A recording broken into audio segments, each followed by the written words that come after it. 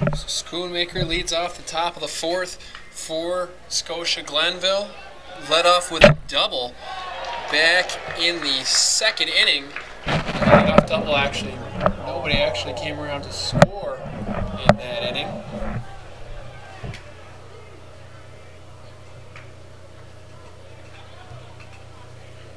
So Stark has what he likes after the first one's fouled off by Schoonmaker. Schoonmaker puts another one out into deep outfield. And this one's actually going to get over Flint's head and is bobbled by the outfielder there.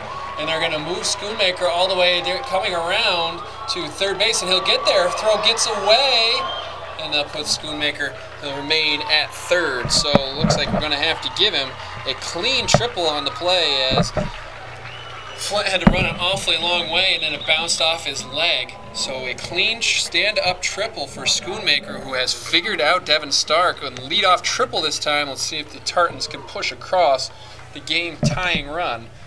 Burn Hill's ahead 1-0 coming into this top of the fourth. Now last time up, Zeglin hit a single right back up the middle, so that'll be good enough to score a run this time. Or excuse me, he didn't have the hit up the middle. He tried to sacrifice and ended up getting himself an infield single on the bunt as it glanced off the glove of Stark.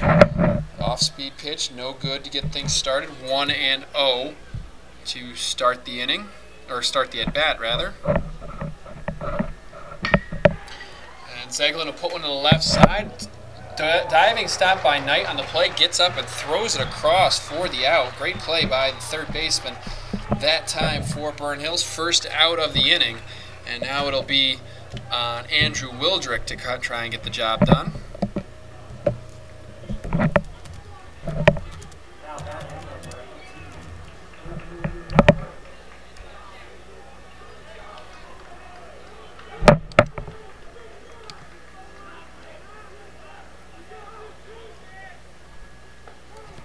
So starting fastball from Stark is called a strike, even though it looked to be a little bit inside. Wildrick was a victim of a K the last time he was up to bat for Scotia.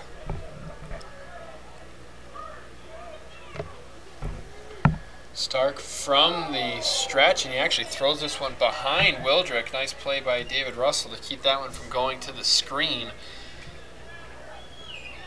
And we'll have it be 1-1.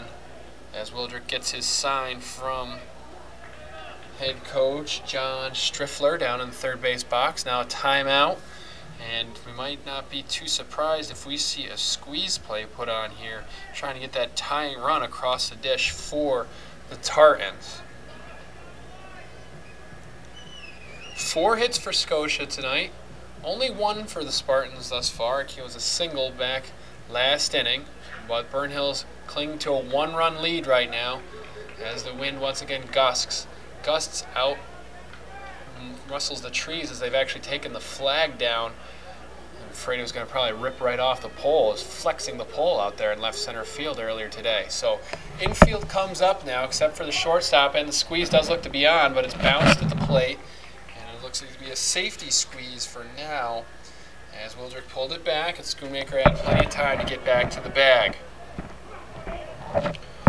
So they're up at the corners, and now they'll back off the second baseman. So corners remain up, and once again squeezes on, popped up in front of the plate, and getting around the play is Schoonmaker for the run, as Russell tried to get out quickly enough to try and catch it and then turn around and make a spin tag, but he couldn't do it, so the squeeze play works, and Wildrick drives in the run with the infield single.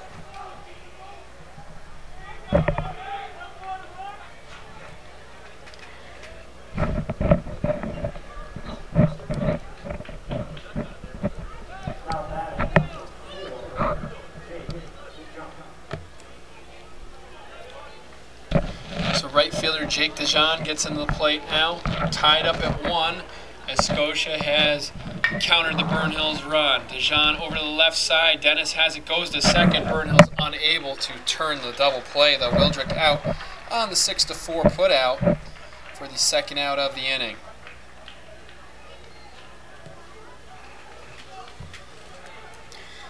So we're tied at 1 in the top of the fourth. Coming in now will be Stewart. Stewart flew out to third base last time up.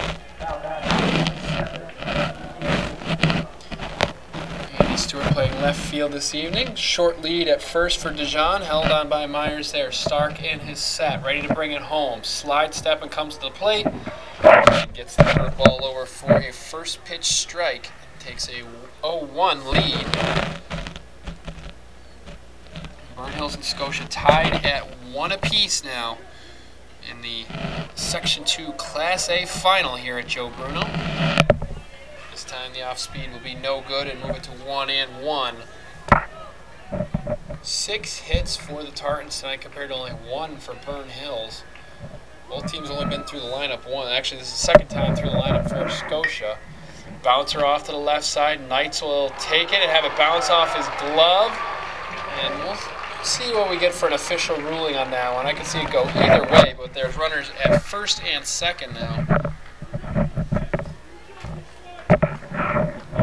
See it go either way. It was kind of an in-between hop, but it did bounce off the glove of Knights. That'll bring up Forshea in the 9 spot for Scotia, and they give it a hit. So 7th hit of the evening for Scotia. 3 of them in this frame alone.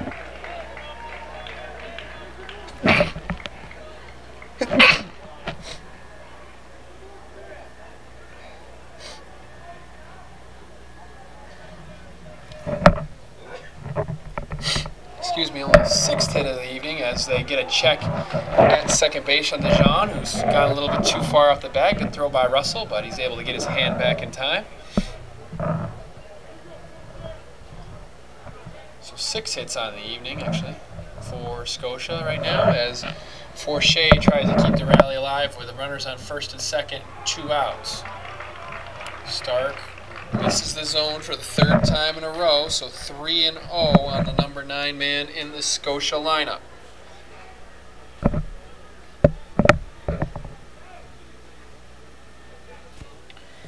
Stark comes to the plate, get me over fastball is good for a strike.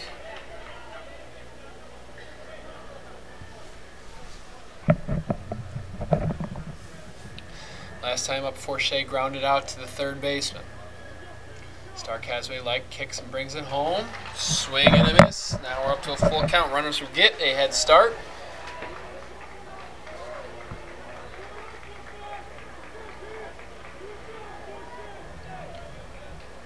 Stark looks in, ball on his hip. Now he comes set, has what he likes. Delivers it to the plate. We can't see what's happening because the flag blows up in our way, but it is strike 3, and that will bring the inning to a close. So the 1 run, and it was the equalizer on 3 hits, 2 men left for Scotia, and we're tied at 1 going into the bottom of the 4th. I'm Ben Myers for SaratogaCountySports.com.